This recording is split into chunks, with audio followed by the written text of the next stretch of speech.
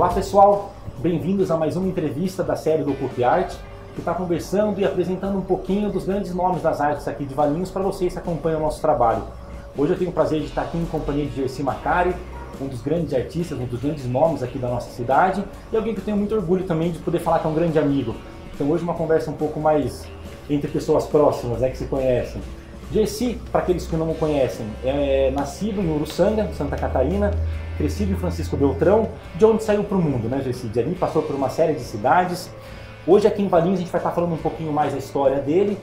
Na cidade de Valinhos ele é atuante como diretor-presidente da Orquestra Filarmônica aqui da nossa cidade, já há mais de 13 anos aí na luta, né?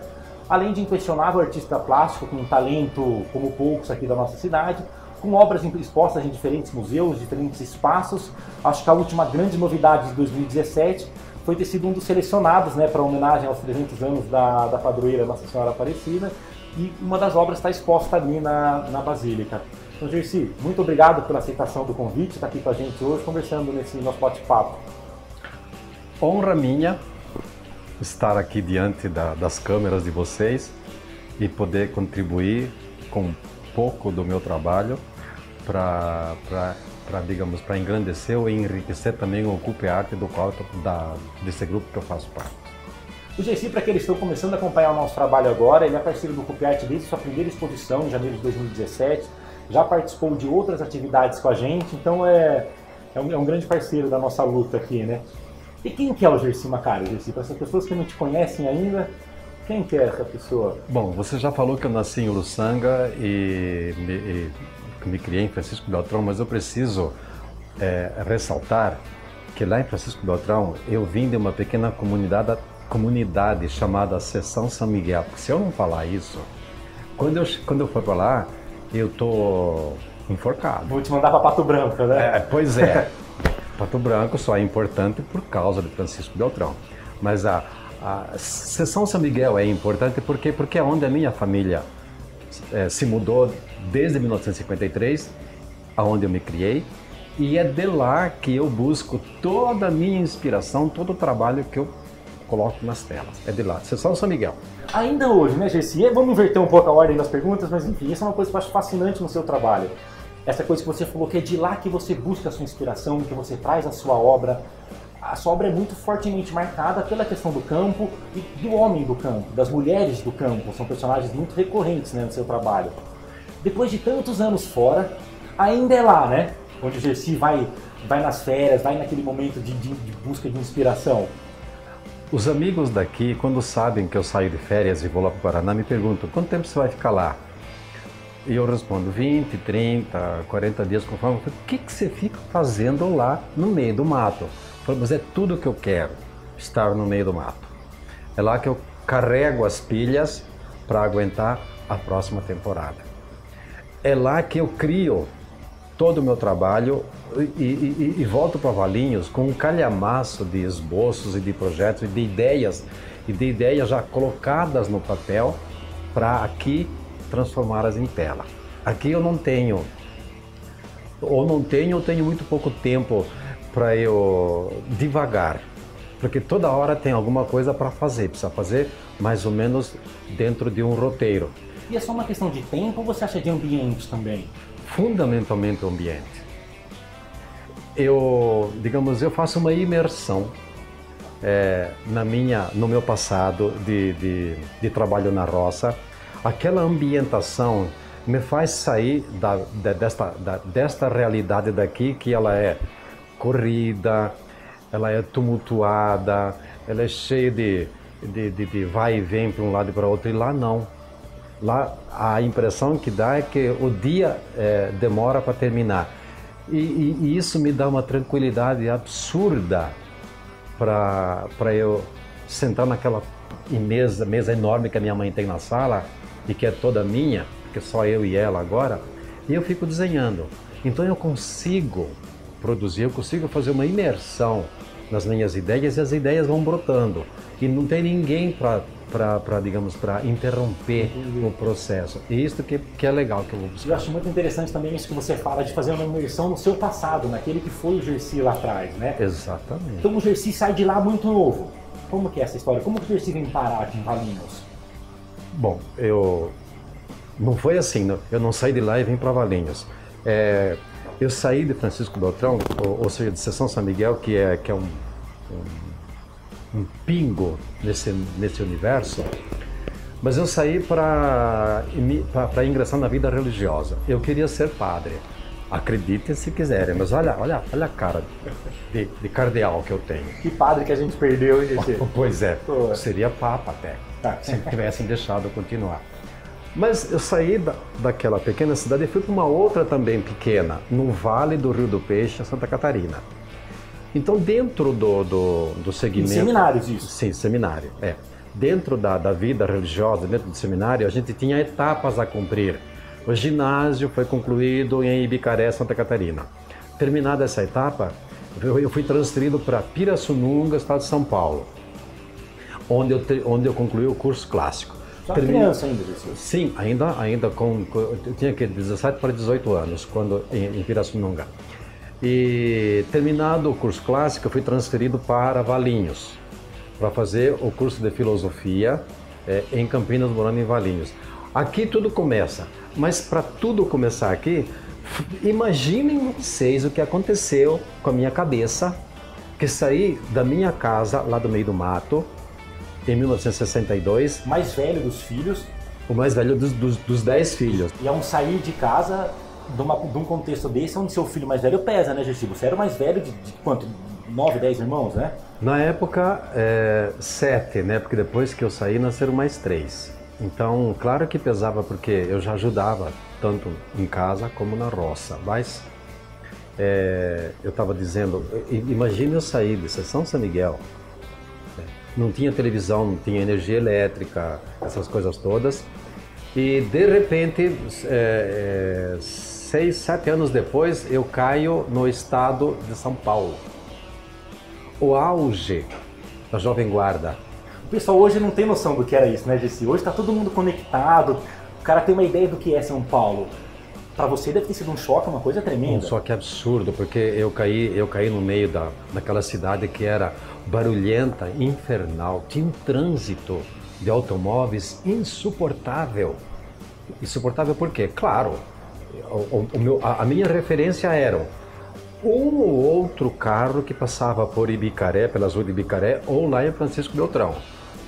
Carroças, cavalos, e de repente tinha um mundaréu de carro em São Paulo, tinha trem, tinha bonde, tá certo? Agora, eu falando isso, os mais novos vão gargalhar, né? Porque assim, como assim? Claro, compara com hoje, São Paulo era uma maravilha. Mas falávamos de 67, 66, 67. É um absurdo. E aí que, sabe, um turbilhão de coisas acontecem na minha cabeça. Costumes diferentes, falar diferente, sotaque diferente. A gente tinha que comer feijão branco. A gente estava acostumado a comer feijão preto lá, né? Mas aqui eu tive que me acostumar a comer o feijão branco. E descobri a tal da manga. Que não tinha? Não tinha, imagina, não tinha manga lá. Aqui tinha, assim, caía dos pés. Foi a primeira fruta que eu pus na boca quando eu cheguei em Pirassununga, porque eu já sabia da fama da manga por cartas recebidas de outros amigos. Então me apresentaram a tal da manga, por isso que hoje eu sou apaixonado por manga. Mas aí de Pirassununga, então, você vem para Valinhos. Exatamente, de Pirassununga para Valinhos. Ainda como seminarista? Como seminarista. Aqui eu fiquei 2 anos quando o padre Leopoldo decidiu me desligar do meu processo de instrução para o caminho religioso. Por que ele decidiu?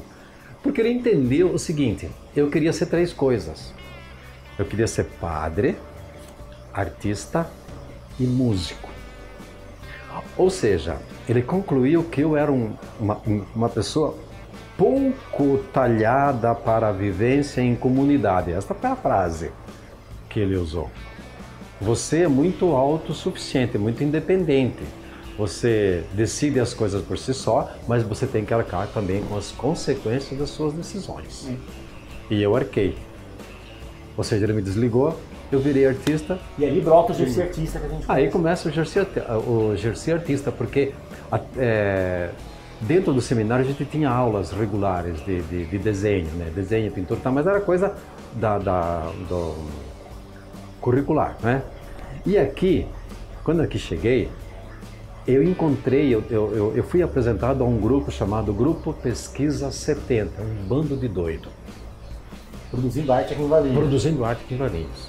Sabe, eles se reuniam num casarão, ali nas imediações da Matriz São Sebastião, e era um mais louco do que o outro, dentro do meu ponto de vista, claro.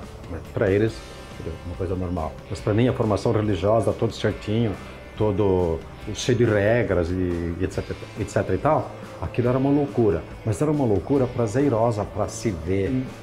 E eu voltava para o seminário, lá para casa de formação, e ia catar as minhas telas, aquelas coisas que eu via começavam a incomodar e eu começava a fazer diferente do que eu vinha fazendo.